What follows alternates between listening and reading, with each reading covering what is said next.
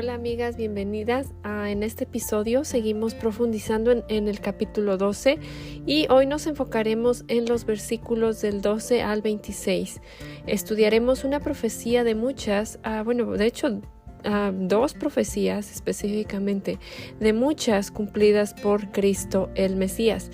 Amigas, aquí en el entendimiento oramos que las mujeres despertemos a una manera diferente y diligente de aproximarnos a las Escrituras.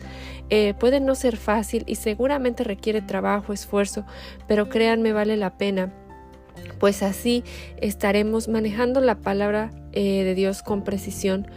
Permítanme darles un principio de interpretación y este es el de considerar la intertextualidad y la intratextualidad.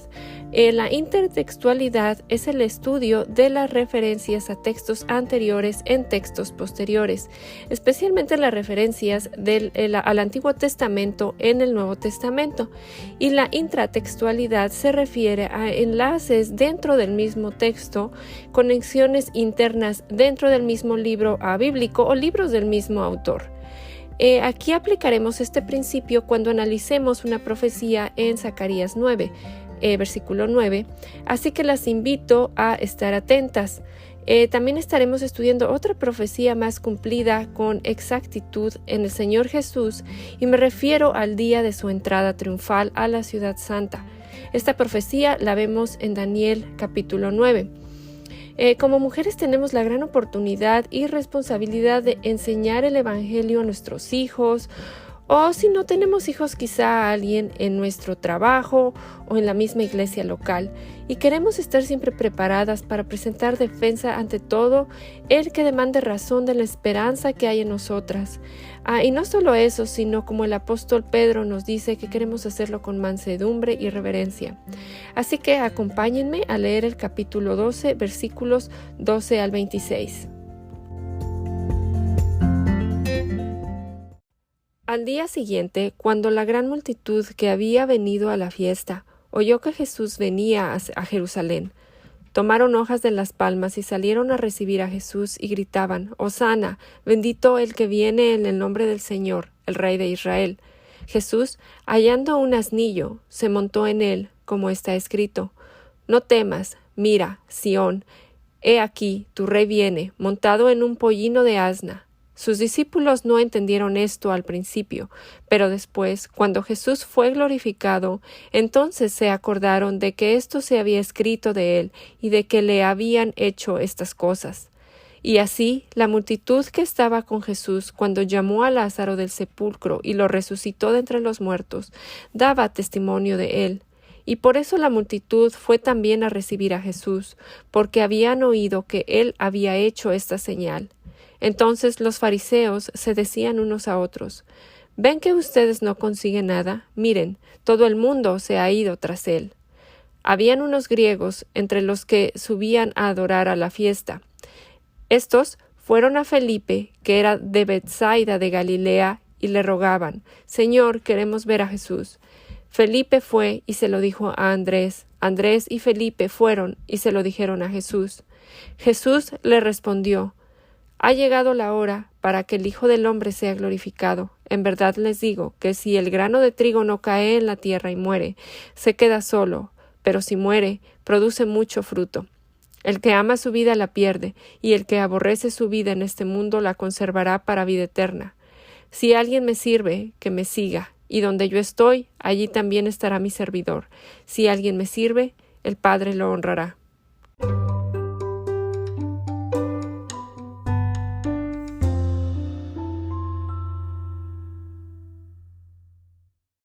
Aquí leemos lo que se le conoce como la entrada triunfal y lo que ahora es celebrado por cristianos el domingo antes de la Pascua, al cual nos referimos como Domingo de Palmas. Aquí en Juan tenemos que la multitud recibió a Jesús con hojas de palmas y gritaban: «Hosana, bendito el que viene en el nombre del Señor, el Rey de Israel», cierre de comillas. Ellos lo recibieron con palabras del Salmo mesiánico, Salmo 118, 25, 26. Hosana significa salva ahora. Bueno, las ramas de palma eran un símbolo nacional de la Judea del siglo I, una tradición que empezó 200 años antes, cuando Jerusalén era controlado por un rey sirio terrible llamado Antíoco Epífanes. Él blasfemó el nombre de Dios. Después de varios años hubo un hombre llamado Judas Macabeo. Él y sus hermanos decidieron ir tras Antíoco Epífanes. Pelearon por 9 años aproximadamente y milagrosamente Judas Macabeo y sus hermanos vencieron a los sirios. Y la gente empezó a celebrar cortando ramas y sacudiéndolas, y desde ese tiempo las palmas simbolizaban su liberación de la opresión política de los sirios. Estas ramas se utilizaban con frecuencia en contextos asociados con las expectativas mesiánicas, por lo que su uso en esta ocasión indica que la multitud esperaba que Jesús fuera el Mesías prometido, el Hijo de David, designado para llevarlos a la independencia. Ahora, la salvación que muchos judíos del siglo I buscaban del Mesías era una liberación política del dominio romano, y cuando los judíos se dieron cuenta que Jesús no era quien ellos pensaron, esa multitud a días después estaba gritando «Crucifíquenlo». Ellos buscaban un libertador político. Amigas, ¿no es ahora lo mismo? ¿No queremos hacer un Dios a nuestra conveniencia? La gente ahora grita «Señor, salva mi reino político o material o vocacional», pero están interesados en su propio reino, no en el reino de Dios en realidad. Jesús, al montar un pollino, cumpliendo la profecía de Zacarías 9:9, mostró que su propósito era de paz.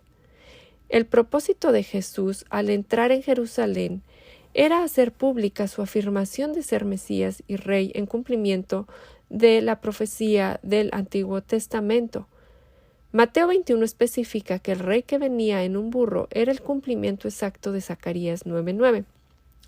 Digan a la hija de Sión, mira, tu Rey viene a ti, humilde y montado en un asna, y en un pollino, hijo de bestia de carga, cierre de comillas. Cientos de años antes, el profeta Zacarías habló del Mesías como alguien que entra en Jerusalén en un asno, pero luego habla de paz a las naciones y liberación a los prisioneros por la sangre del pacto con Israel. Si bien este texto hace referencia a la paz y a nivel terrenal, no puede limitarse al tipo de paz entre naciones y entre individuos que consiste en un cese de una guerra física. La paz a la vista no se puede lograr sin que termine una guerra más fundamental, es decir, la guerra entre Dios y los seres humanos. Ahora, esta entrada triunfal fue profetizada también cientos de años antes con gran exactitud, una exactitud que solo Dios pudo haber planeado. Vayamos rápidamente a Daniel capítulo 9. Este libro fue escrito cientos de años antes de Cristo y vamos a leer de los versículos 24 al 27.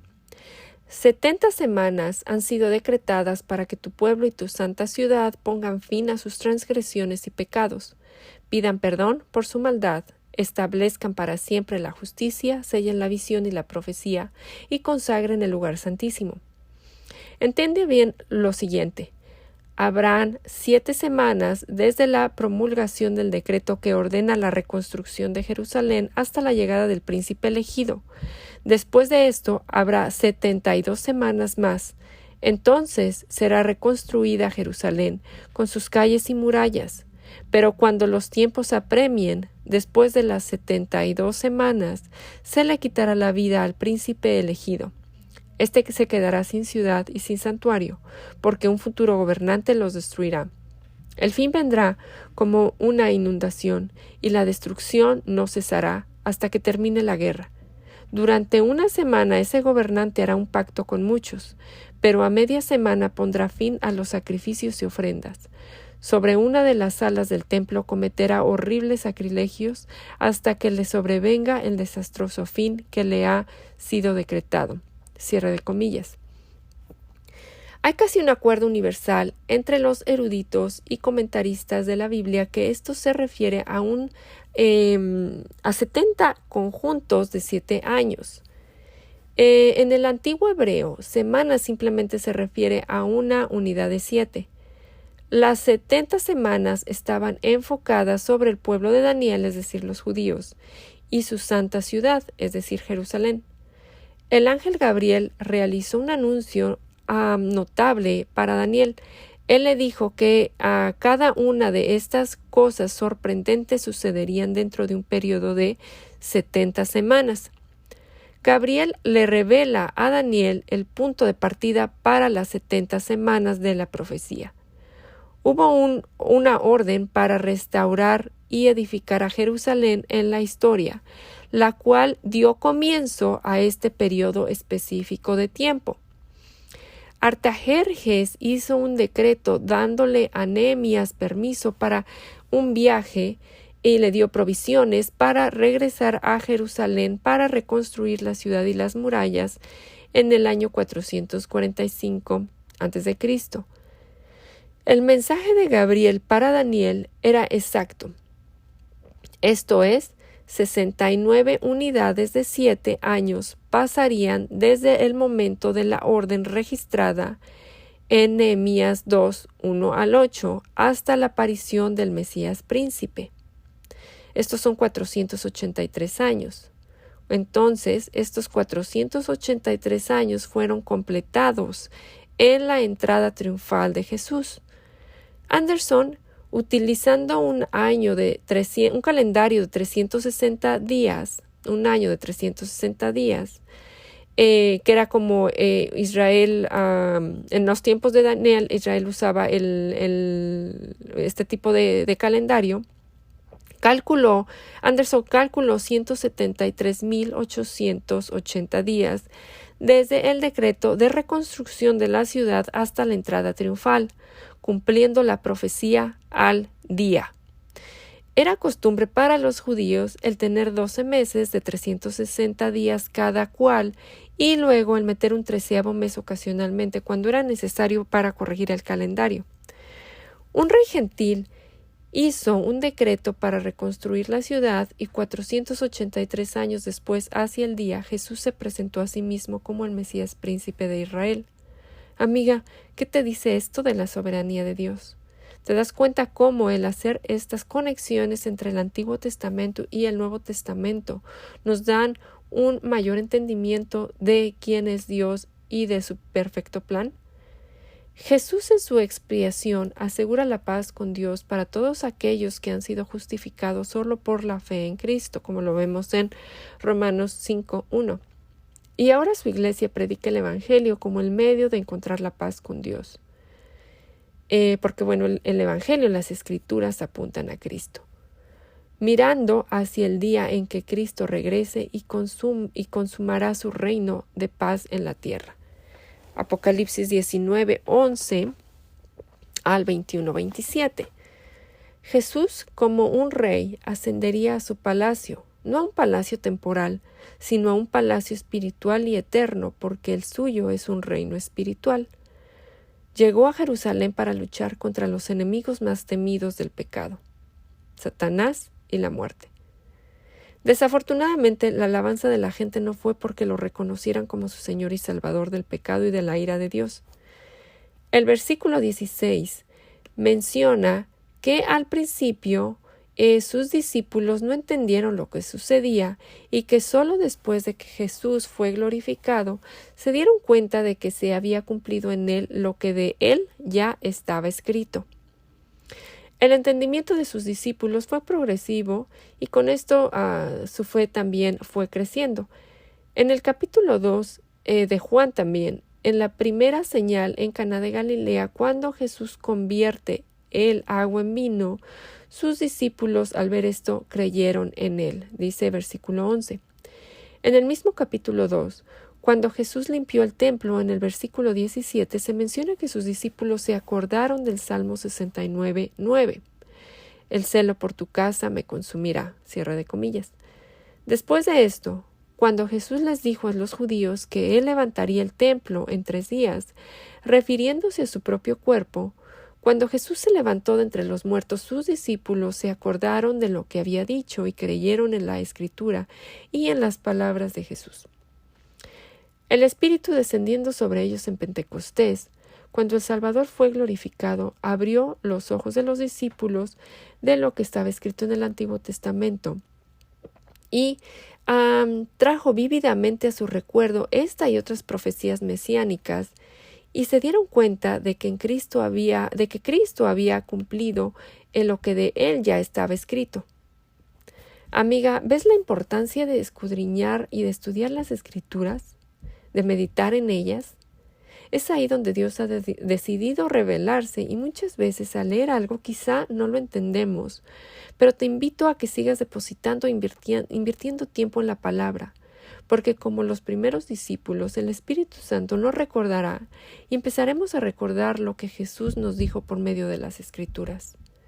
Muchas veces cuando la gente malinterpreta también a nuestro Señor es debido al pecado, a la ignorancia o incapacidad para creer en su palabra. Sigamos perseverando en el estudio fiel de las Escrituras y oremos que el Señor nos dé entendimiento, abra nuestro corazón y nuestros oídos a su hermosa verdad.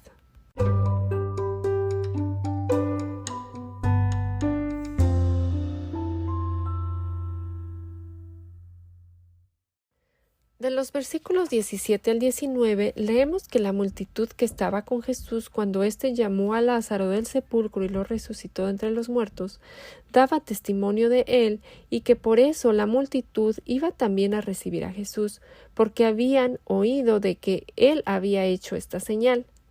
Como era de esperarse, dado que ya lo hemos visto antes, esto creó frustración entre los fariseos, y unos a otros se decían: ¿ven que ustedes no consiguen nada? Miren, todo el mundo se ha ido tras él. Cierre de comillas. Ellos tuvieron miedo, se sintieron amenazados. La popularidad de Jesús ofendía a estos enemigos. Pasando al versículo 20, unos griegos llegaron y subieron a Jerusalén buscando a Jesús. Ellos eran probablemente gentiles que se habían convertido al judaísmo y habían sido circuncidados, o eran gentiles temerosos de Dios, que se adhirieron a la ética y al monoteísmo del judaísmo. Según el Antiguo Testamento, la venida del Mesías daría lugar a que las naciones gentiles adoraran al Dios de Israel. Los griegos que buscan a Jesús en Jerusalén son un cumplimiento de esto, y esto lleva a Jesús a hablar del Mesías y de su obra que resulta en la conversión de las naciones, a hablar del mismo y la obra la cual resultaría en la conversión de las naciones. Jesús dijo entonces que para que un grano de trigo produjera fruto, primero debía caer en la tierra y morir. Él usó la analogía de un grano de trigo. En este caso, vemos que no hizo alusión al Antiguo Testamento, y claramente Jesús se estaba refiriendo a su muerte, cuyos resultados serían una cosecha gloriosa a medida que muchos entraran en el reino. Versículo 24.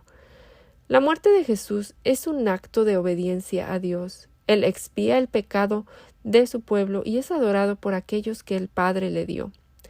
Dios mismo se hizo hombre y ejemplifica esta ley fundamental del reino: morir a nosotros mismos. Ser llamados a morir a nosotros mismos es contracultural, ¿cierto?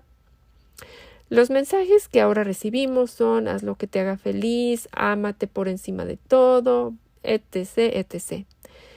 Jesús continúa en el versículo 25. El que ama su vida, la pierde, y el que aborrece su vida en este mundo, la conserva para vida eterna. Si alguien me sirve, que me siga, y donde yo estoy, allí también estará mi servidor. Si alguien me sirve, el Padre lo honrará. Cierre de comillas. Nuestra vida es preciosa para nosotros, pero solo porque es algo que podemos entregar a Jesús. Si somos cristianos, debemos seguir a Jesús centrándonos en los demás y con los ojos en el cielo.